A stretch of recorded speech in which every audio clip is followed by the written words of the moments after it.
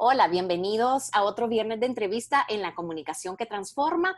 Hoy les traigo a un gran amigo de muchísimos años, no voy a decir cuántos, pero sí tenemos añales de conocernos. Quiero presentarles a Luis López Portillo. Luis es especialista en cambio y cultura organizacional, fundador de Retos y Escénica, tiene más de 30 años de trayectoria profesional y ha trabajado en estrategias de comunicación, en transformación de cultura organizacional, destrezas de liderazgo, es coach y formador de equipos gerenciales y ha publicado un libro sobre manejo de estrés y está escribiendo su segundo libro que es acerca de la reinvención personal. Y sobre estos dos últimos puntos, Luis, no sé si se me ha quedado algo, tú lo agregas si se me quedó, pero sobre estos dos puntos, tu libro sobre el estrés que ya está publicado y tu nuevo libro que estás escribiendo en este momento sobre reinvención personal, que yo quiero que iniciemos esta entrevista, porque cuando lo comentaba contigo, te dije que este espacio nació por la pandemia, porque estoy interesada en traer diferentes perspectivas, opciones, herramientas que las personas podamos utilizar para estar mejor, no solo en la pandemia, sino posterior a eso. Entonces quiero cederte la palabra y quiero que nos contés acerca de tu experiencia personal con el estrés, tu salud y tu reinvención personal. Bienvenido. Ok, gracias. Gracias, Nadina. Pues eh, el tema de reinvención personal, quizás lo primero que quiero decir es que todos hemos pasado en algún momento por algún tipo de reinvención personal. Todos. A todos nos ha tocado reinventarnos en algún momento de la vida. Y de hecho, en la introducción de mi segundo libro, que estoy a punto de terminar, hago un recuento breve, porque el libro no es sobre mi experiencia personal, sino sobre mi aprendizaje y cómo al que lee le puede servir. Pero hago un rápido recuento de mis reinvenciones personales y he contabilizado 6 a lo largo de mi vida. La primera fue cuando yo tenía 10 años y mis papás me mandan a otro país sin hablar el idioma y me toca vivir solo y enseñarme yo solito un nuevo idioma, ¿verdad? Esa es mi primera mega reinvención de vida, ¿verdad? Y la última sucedió en marzo de este año, porque todo cambió, ¿verdad? Se cancelaron contratos, todo lo que estaba caminando se cayó. Algunos tuvieron la decencia de avisarme, otros no dijeron nada, y entonces hay que reinventarnos, ¿verdad?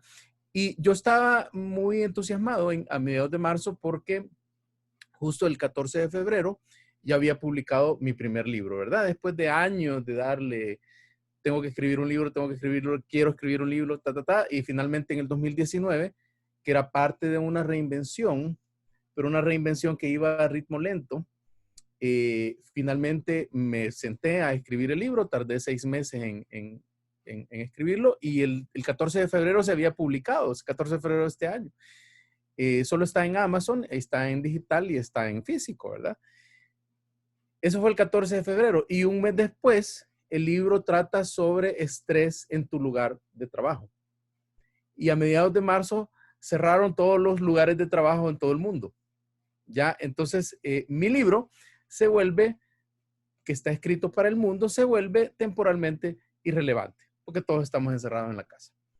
Entonces eso me obliga a ciertamente tener que reinventarme y empiezo a reinventar mi modelo de negocio.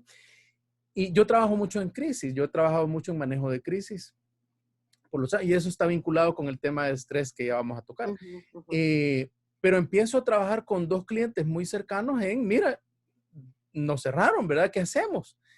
Y empiezo 2 procesos de reinvención del modelo de negocio.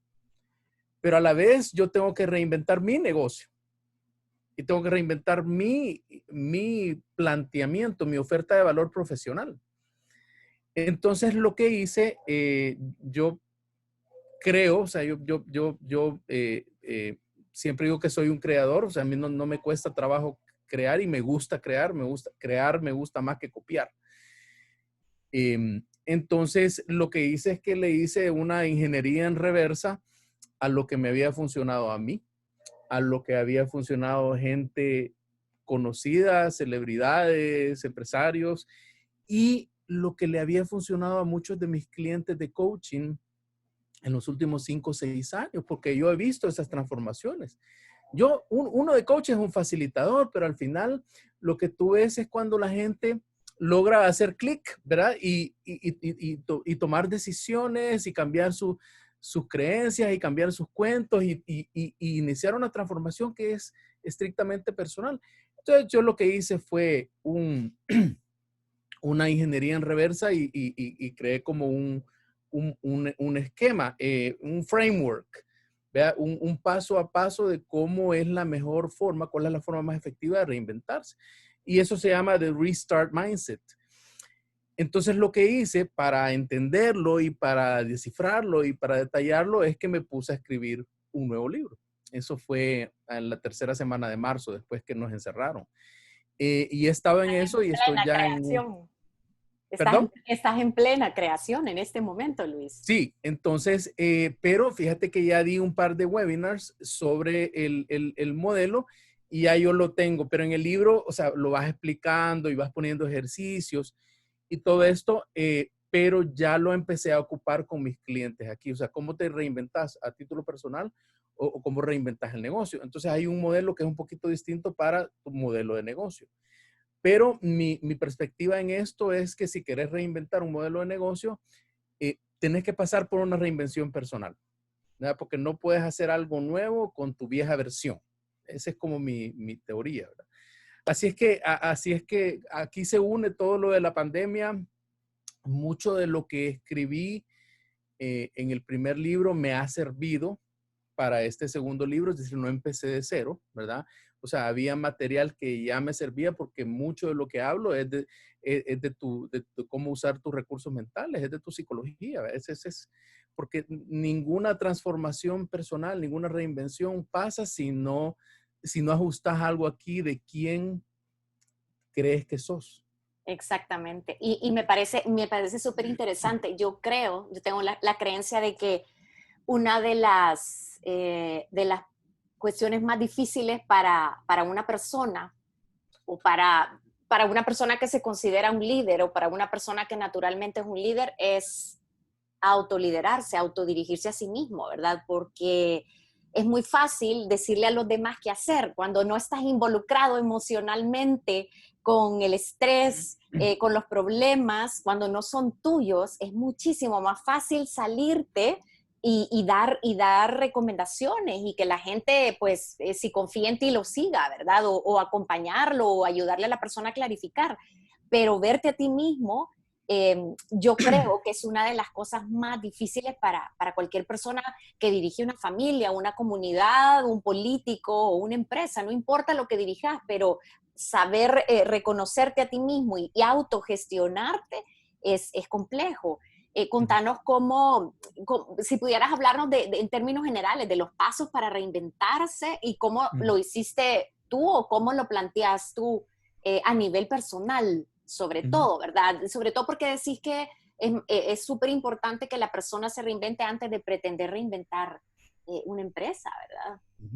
Sí, de hecho, el primer ejercicio del modelo es mírate al espejo.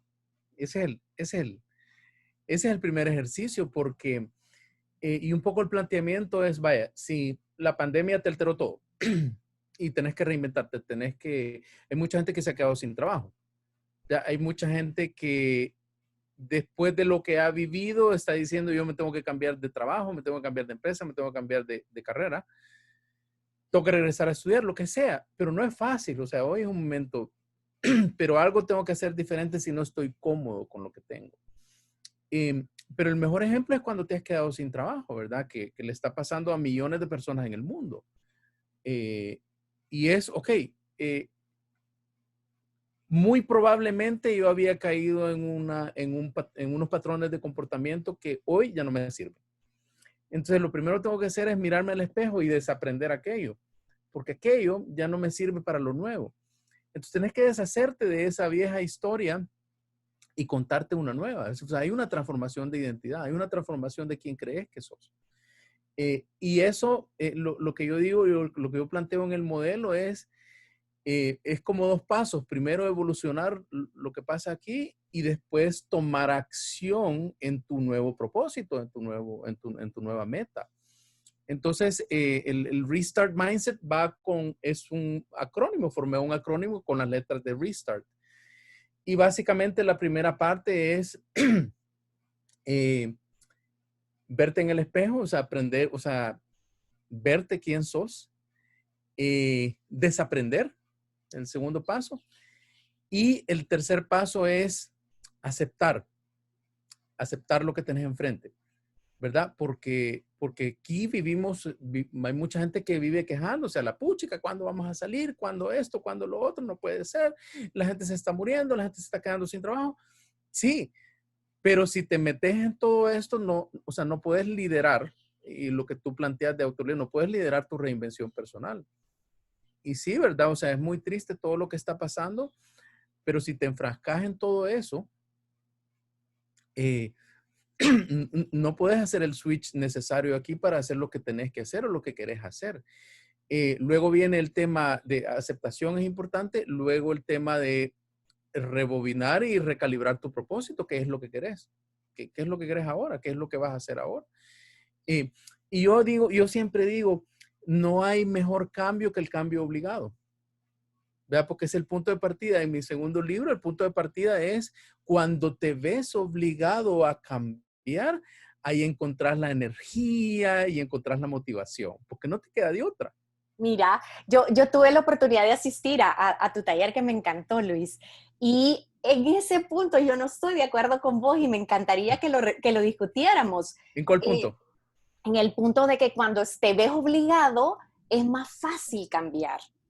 Y yo creo que cuando el cambio viene de una decisión personal, de un darte cuenta que tus resultados no son, o sea, no te generan satisfacción, no te sentís cómodo con lo que estás generando, es como más fácil sentarte a mirarte al espejo, que me parece lindísima esta metáfora, sentarte a mirarte al espejo y desaprender.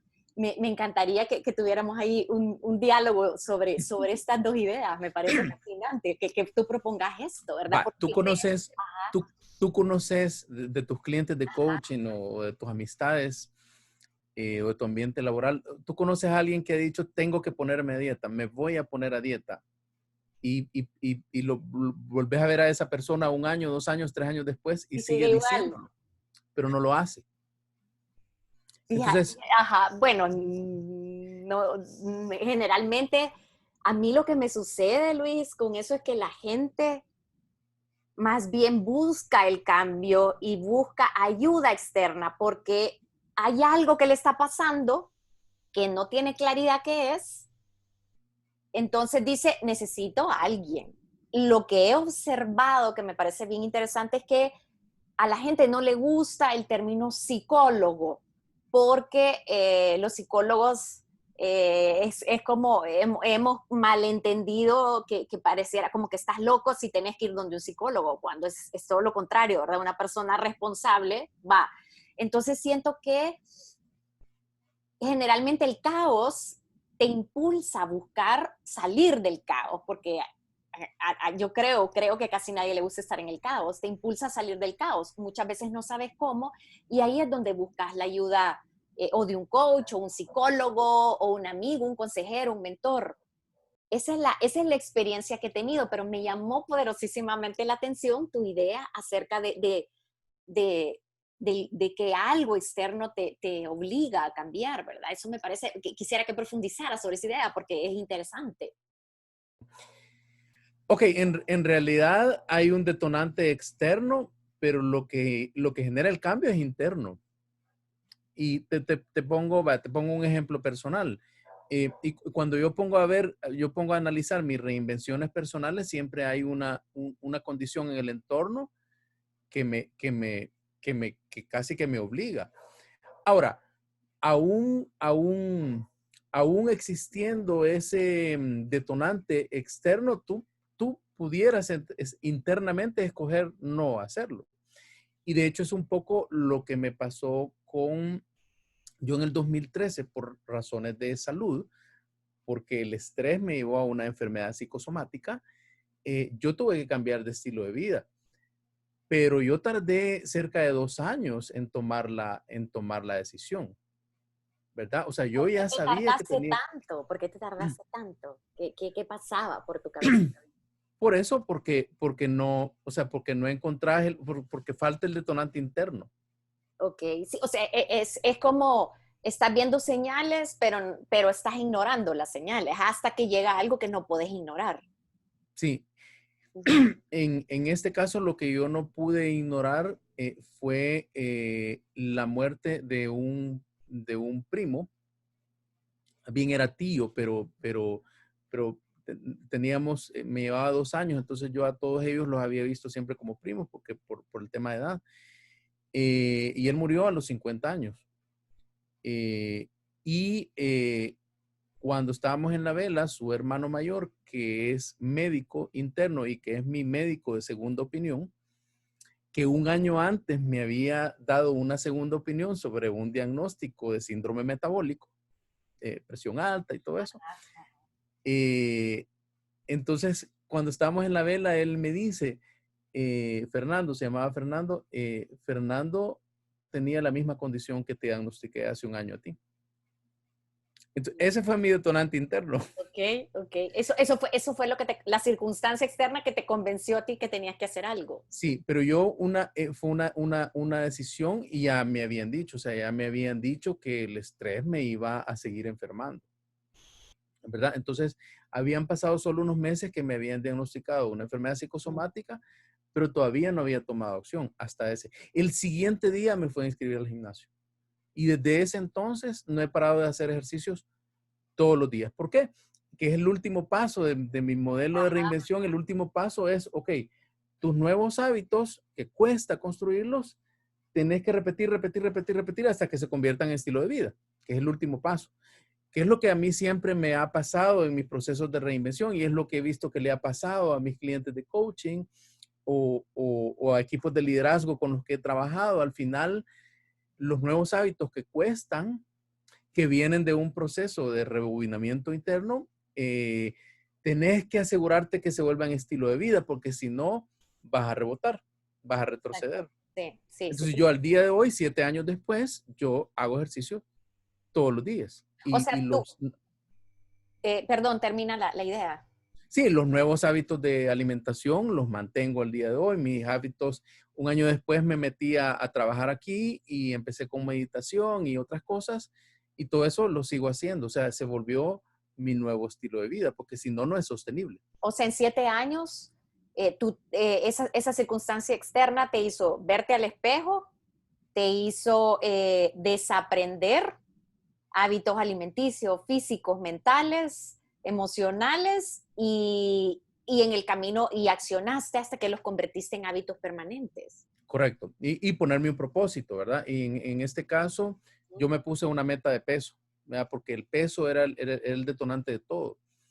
Y después lo fui acompañando con otros temas de estilo de vida como el ejercicio, como la forma en que comía, meditación, dormir bien y todos estos cambios en mi vida que me hicieron que eso fuera sostenible, ¿verdad? Entonces yo no reboté, o sea, yo me quedé en un nuevo peso, o sea, yo tuve que cambiar toda mi ropa y fue un proceso solo de pérdida de peso de 4 meses, pero seguí después. Mira, Luis, creo que me pueden tirar piedras por lo que voy a decir, pero tengo que decirlo. Es que me parece fascinante lo que vos y yo estamos conversando ahorita, porque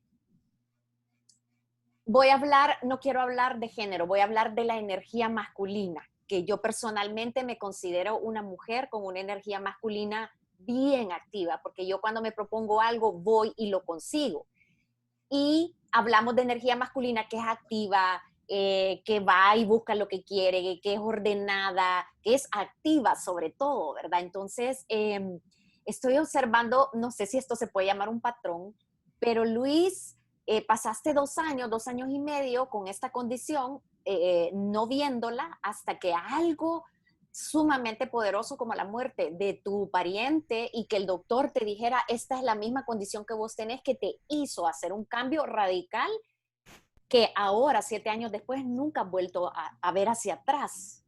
Pero fíjate que yo trabajo principalmente con mujeres Y mi trabajo con las mujeres es más circular. Y de hecho, mi trabajo personal y el trabajo con mis clientas es circular. Es como venimos, entendemos, desaprendemos, activamos o accionamos, vamos a la vida y volvemos. Y volvemos, pero no al mismo lugar, sino a un lugar de mayor evolución. Entonces estoy observando cómo hay una energía que es como más direccional y más lineal, que de hecho aquí no podemos perder, pero quiero decírtelo porque el modelo de producción del mundo que en este momento está demostrando que es ya insostenible es un modelo que va hacia adelante y que no se detiene.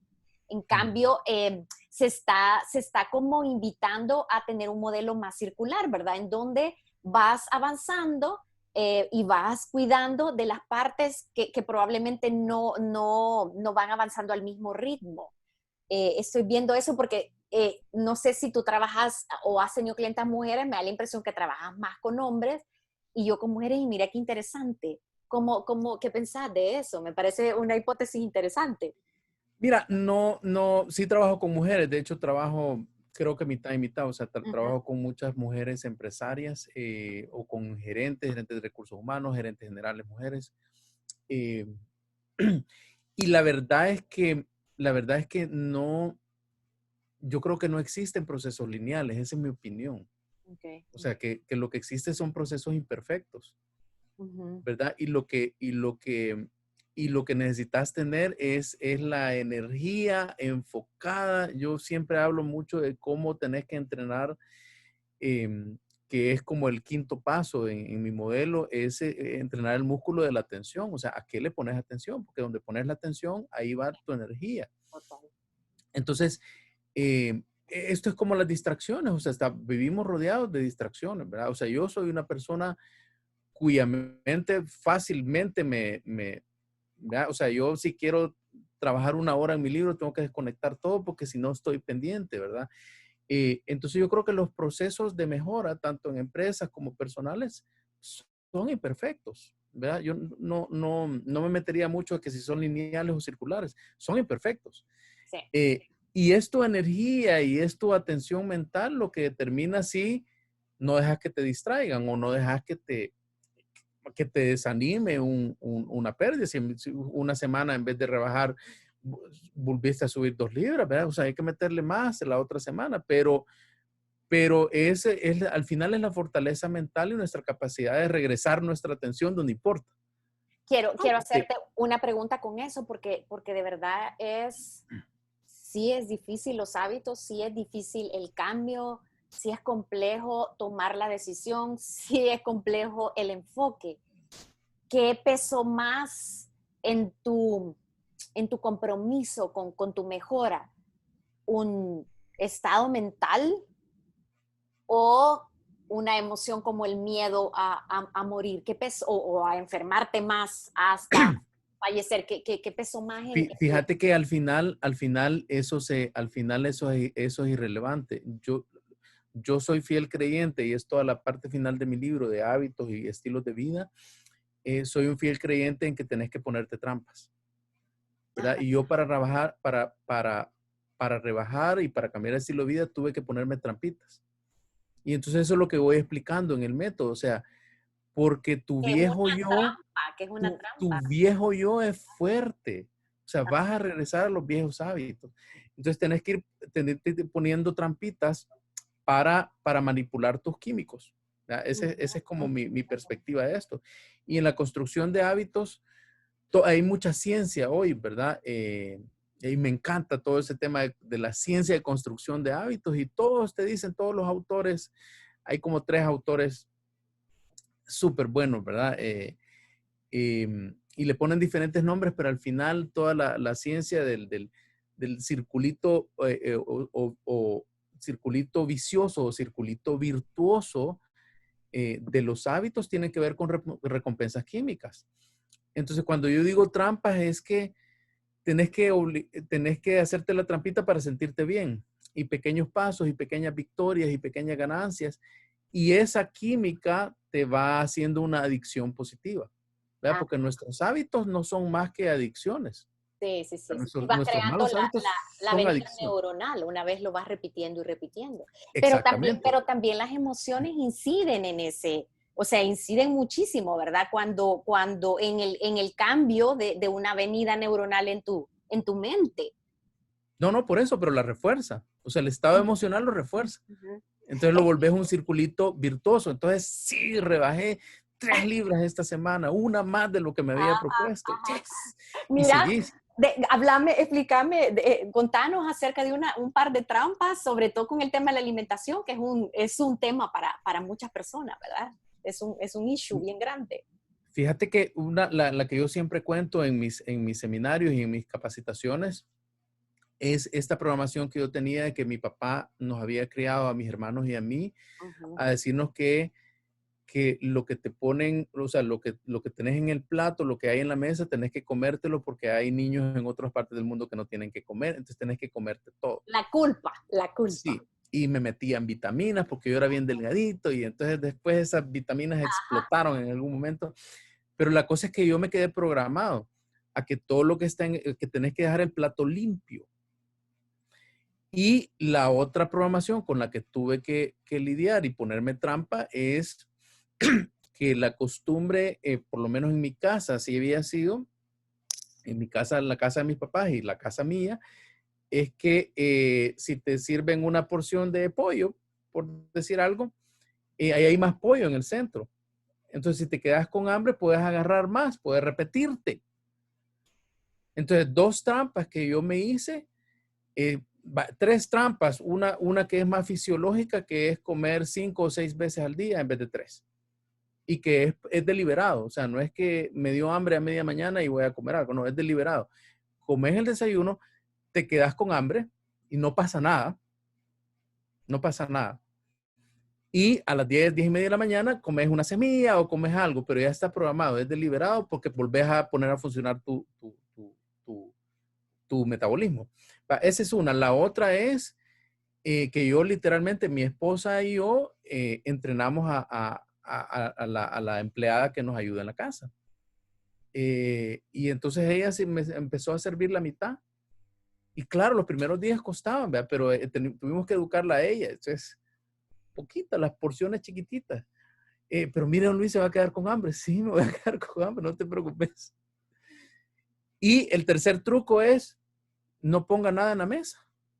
No ponga nada en la mesa. O sea, si alguien quiere repetirse, que se levante y vaya a la cocina y se sirva más. Es su opción, ¿verdad? Entonces, cuando no está en la mesa, si está en la mesa, estiras el brazo y lo haces en automático porque es tu pasajito neuronal. Sí. Entonces, esas son 3 trampas que yo me puse. Entonces, yo creo que cuando queremos cambiar y establecer nuevos estilos de vida, tenés que ponerte trampas porque si no, tu viejo yo, o sea, tus viejos pasajes neuronales van a regresar a hacer lo que siempre has hecho, ¿verdad? Porque es mentira que podemos borrar costumbres de 30 años. Que Exacto. estaba, antes de la pandemia, estaba trabajando con una empresa grande de distribución masiva de productos en todo el país, en las tienditas y todo. Y cambiaron se metieron al famoso sistema este SAP y cambiaron la facturación a mano a meterlo en handheld y todo conectado al sistema. Y entonces una fuerza de ventas de 200 personas. Eh, y había gente que tenía 30 años. O sea, había gente que tenía 30 años de estarlo haciendo así, de estar haciendo la facturita a mano en la tiendita. Entonces, cambiar eso, cambiar algo que has hecho durante 30 años es difícil. Y entonces un poco la formación que yo hago con grupos gerenciales es, hay que tenerle paciencia a la gente porque va a regresar a eso. O sea, y va a querer burlar al sistema porque lo he visto con otras empresas. O sea, ante grandes cambios siempre quieres ver o te metes a hacer trampa y, ¿verdad? Entonces, es porque estamos condicionados y eso es bien fuerte. Entonces, si dejas solito al cerebro, te va a llevar a donde se siente más cómodo. Exactamente, me parece buenísimo porque imagínate que pudiéramos hacer algo así con la corrupción, ¿verdad? ¿Cómo cambias un hábito tan arraigado en las sociedades, sobre todo en Latinoamérica, ¿verdad? Es un tema súper importante. Que ha hablado de desaprender de la formación de hábitos y de cómo podemos engañar más bien a la mente más que a uno mismo, ¿verdad? Porque hay gente que puede pensar, no, yo no me quiero engañar a mí mismo, pero es nada más ponerle trampas a un órgano que no es el único, ¿verdad? Pero que es un órgano muy fuerte. Y que está acostumbrado a trabajar en automático. En automático para hacerte la vida más fácil y para protegerte, exacto. Guardar energía. Guardar energía, exacto. Es como no evolucionado. Tú escribís eso en tu libro, en el del estrés. O sea, es una máquina, no recuerdo la frase exacta, pero me encantó. Es una máquina que no ha evolucionado con el humano, ¿verdad? Sino que se ha quedado con los hábitos de sobrevivencia de cuando vivíamos en las estepas y teníamos que salir a cazar. Contanos un poco sobre esa idea de cómo la mente, a pesar de que le hemos dado una gran fuerza, una gran preponderancia, y creemos que, o habíamos creído antes de que empezáramos en los últimos años a descubrir qué es todo lo que podemos hacer con ella y qué es en todos los problemas que ella nos puede meter, habíamos creído que ella era como la que llevaba el timón de la vida de las personas, ¿verdad? Y habla de eso, me parece una idea bien interesante. Sí, no, la metáfora a la que tú te referís es una metáfora de que en la parte vieja del cerebro, que tiene no sé cuántos millones de años, está nuestra parte nueva, y esta parte nueva, que es la corteza prefrontal, es como una supercomputadora. Es una supercomputadora con un montón de funciones súper chivas, pero el software es el de ahí atrás. El software con que opera el sistema operativo es el de ahí atrás, que es la amígdala, que es nuestro sistema de alarma, que es nuestro principal mecanismo de sobrevivencia. Entonces, en neurociencia los científicos hacen el chiste, ¿verdad? O sea, nos pusieron un volado nuevo aquí encima, pero no desconectaron la amígdala, y la amígdala, su función es mantenernos vivos. Exacto, es súper importante, Luis, también, ¿verdad? Si es que el Sí. problema de la amígdala y el estrés y todo este sistema es el exceso de estrés, pero el estrés es vital para sobrevivir aún en este mundo tan moderno, ¿verdad? Totalmente. Bueno, nada menos ayer. Ayer di una charla a un grupo de mandos medios, ¿verdad? De una empresa que se está reinventando. Y di la charla en Zoom, y entonces alguien me preguntaba, pero mire, pero yo he oído que el estrés es bueno. Sí, sí es bueno para mantenernos vivos, es bueno para hacernos reaccionar, es bueno para que el cuerpo nos hable, sí es bueno. Si lo malo es quedarse clavado entonces yo puedo estresarme simplemente porque oí una noticia. Yo no veo noticias, pero oí una noticia y entonces me quedo con eso. Y me quedo ahí, eso me estresa y me activa mi amígdala, me genera cortisol. Y si me quedo todo el día en eso, voy a estar en un estado emocional negativo todo el día. Y fíjate que yo creo, Luis, a este punto me parece también bien importante. A mí, yo también digo en mis charlas que el estrés es bueno, que el problema es el exceso. Y la gente normalmente se queda sorprendida con esta idea, porque lamentablemente hemos aprendido a estar en lucha con nosotros mismos. Tenemos que dominar al estrés, tenemos que eliminarlo, pero también la ciencia del desarrollo humano también nos dice que los individuos necesitamos un poco de presión y necesitamos un poquitito de niveles de estrés para impulsarnos a avanzar hacia esas cosas que deseamos, ¿verdad? Hacia nuestros objetivos. Pues el punto es cómo el individuo aprende a gestionar los diferentes aspectos que lo conforman, que no solo es el cerebro, ¿verdad? Y ya solo el cerebro tiene varios componentes, pues no es solo el mecanismo del estrés, sino como tú bien explicas, es el cerebro más evolucionado, ¿verdad? Sí, el tema es cómo lo administramos, ¿verdad? Yo la otra metáfora que uso es que tenemos aquí atrás nuestro cerebro emocional y nuestro cerebro racional. Entonces, el cerebro emocional está haciendo la mayoría del trabajo, ¿verdad? Todo el tiempo, y está en automático porque es para ahorrarnos energía.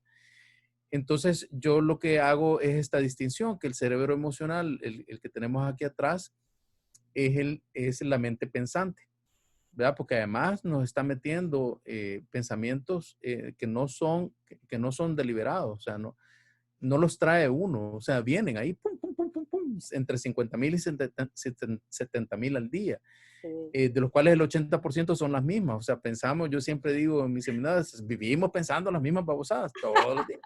Mira, Entonces, son las benditas voces, ¿verdad? Yo siempre tengo junta directiva frente al espejo con mis voces, porque te sabotean, ¿verdad? Un montón. buenísimo.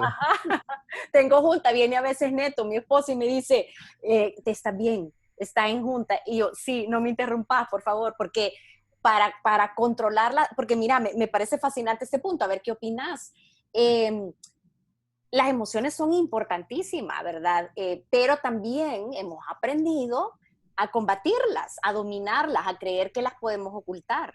Pero al final, entre más pronto te ves como un ser emocional y las dejas fluir y las entendés, porque además también te traen mensajes, unos hay que apartarlos y otros hay que recibirlos. Entonces, yo lo que he aprendido a gestionar y que veo que le sirve a las personas con las que trabajo es, ok, tengo que concentrarme en algo, pero los pensamientos vienen insistentemente. Empiezo a sentir mis emociones en el cuerpo y siento ansiedad, siento angustia, siento miedo y automáticamente digo, aquí hay algo. Me voy a mi espejo y le doy 10, 20 minutos como máximo a que surja toda esa emoción que estoy sintiendo o ese enjambre de emociones más ese montón de diálogo interno. Y cuando eso sale, normalmente en el fondo hay algo súper importante que tiene que ver con mi sobrevivencia. Esta situación no me hace sentir respetada, aquí no he puesto un límite. ¿Qué opinas de eso, sobre todo con tu primer paso de verte frente al espejo? Sí, de hecho, en mi segundo libro planteo como tres modalidades tres modalidades de tu falso yo, le llamo, tu falso yo. Uno es la víctima, ¿verdad? El otro es el adicto a los químicos, o sea, el químico que te genera pasar 1 hora en Facebook, ¿verdad? Ujú. Ese químico te volvés adicto. Eh, y yo lo que planteo es que son diferentes máscaras que usa nuestro ego, porque a la base de todo está nuestro ego. Y el ego no es más que miedo, el ego es miedo. Y el ego toma todas estas personalidades, o sea, tú tenés esa junta directiva, tú la tenés con las diferentes máscaras de tu ego. ¿Ya? Uno es el miedoso, Sí. otro es el petulante y todo eso. Total, total, total. Pero todos tienen a la base lo mismo, que es miedo, que viene del mismo lugar, viene de la amígdala. Sí, sí, sí. Entonces, por eso es que yo hago esta distinción entre el yo pensante, en el que pasa en automático, y el yo observante de la corteza prefrontal, porque cuando tú, o sea, la clave de esto es tomar distancia. Entonces dices, eso que tú haces es, espérate, eso es lo que te preocupa o eso es lo que querés que yo haga, ¿verdad? Pero es tomar distancia, es reconocer que no sos tú, Ujú, que ujú. la esencia, que tu potencial, que tu verdadero yo, o sea, que la belleza de tu ser está ahí adentro. Y cuesta reconectar porque el cerebro emocional nos mete en patrones, nos mete en costumbres, nos mete en hábitos y ya no nos damos cuenta. Entonces yo por eso desde hace 5 o 6 años trabajo con una metodología que se llama Despierta tu jinete. Y que es que la parte emocional es el elefante, y la parte racional es un jinete que va sobre el elefante. El jinete, la parte racional, cree que lleva las riendas, pero solo lleva las riendas en la mano. El elefante va para donde le da la gana. Entonces, despertar al jinete quiere decir tomar distancia y reconocer, ese no soy yo. O sea, cuando alguien te está diciendo algo, le dices, sí, y reaccionás, en el momento que decís, ¿qué hice? Esa persona no soy yo. Entonces ahí es donde activas el jinete, donde activas la parte racional y reconoces que eso no viene de ti, viene de tu ego, viene de tu miedo. Entonces, pero cuesta Claro, eso, o sea, claro. pasar de aquí a aquí. O Eh, sea, tenés que hacerlo con la práctica. y tiene que ser un gran compromiso personal, ¿verdad? De hacerte cargo de quién sos. Y que básicamente nunca dejas de verte en el espejo. O sea, tenés que hacerlo todos los días. Todos los días, porque vas evolucionando, pero siempre llegan nuevos desafíos, no termina Sí, nunca este proceso. Mira, sí, ¿no? Luis, perdón, no, Dale, dale, dale. y vas a dar una idea. No, o sea, entendés que estás madurando, entendés que estás creciendo entre Víctor Frankl, sé que es bien conocido hoy la historia de Víctor Frankl, que sobrevivió los campamentos nazi y todo. Él decía, entre estímulo y reacción hay un espacio. Entre estímulo y reacción hay un espacio.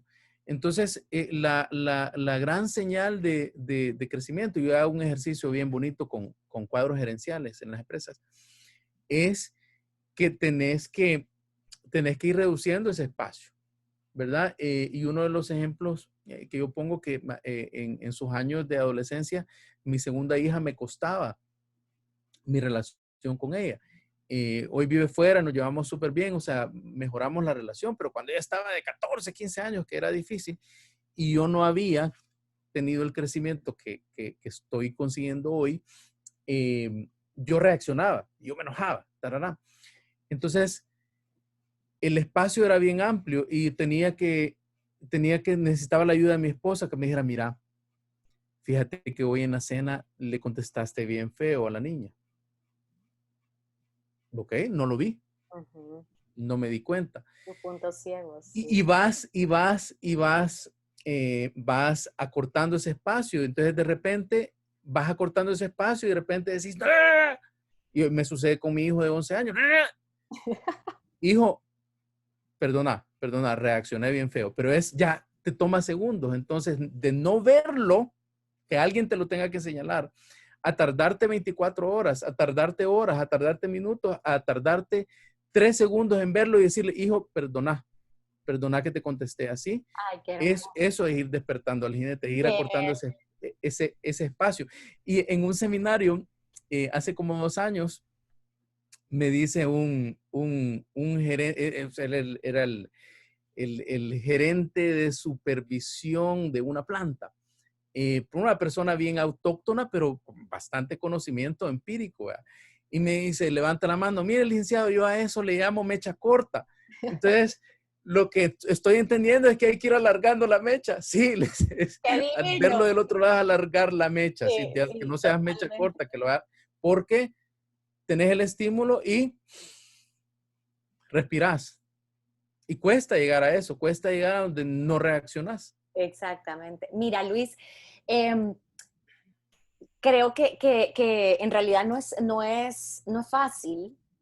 Eso se llama madurar, eso se llama hacerte cargo de tu vida. ¿Qué le recomendarías para ir cerrando? Porque bien o mal ya casi llevamos una hora, pero ¿qué le recomendarías a una persona que quiere verse al espejo?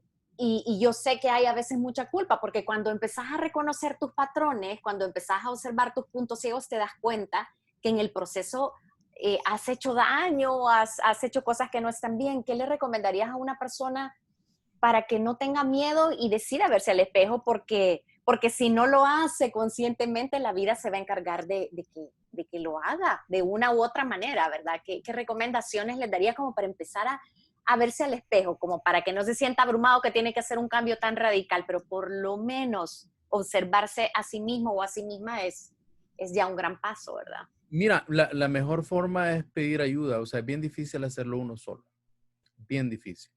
Entonces, obviamente yo he trabajado con coaches, ¿vea? O sea, porque el coach también necesita coaching, entonces yo me he dejado coachar, ¿vea?